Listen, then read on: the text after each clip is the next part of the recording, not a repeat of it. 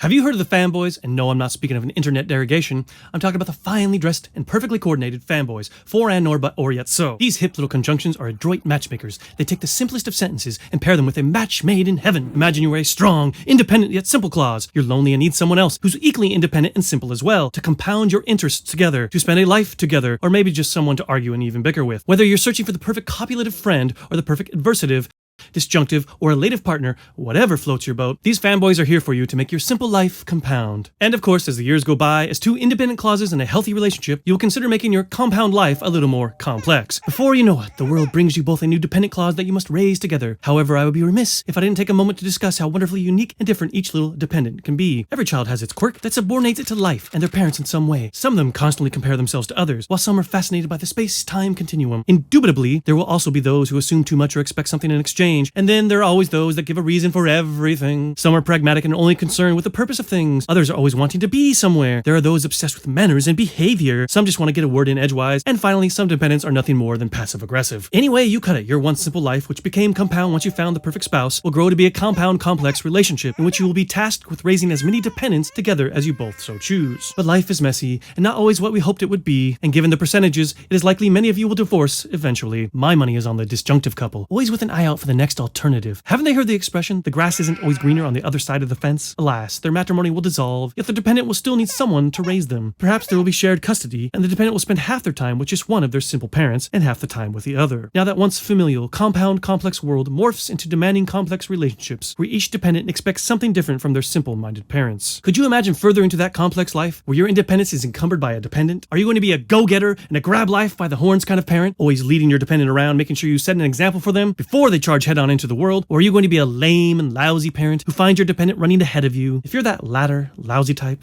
it's okay. I understand. But you're gonna need a leash. If you enjoyed this video, please follow, like, and share. I release a video like this every Saturday. I also have daily content to help you improve your English. If you need tutoring or editing services, check out my webpage. Until next time, read hard, write hard, think hard.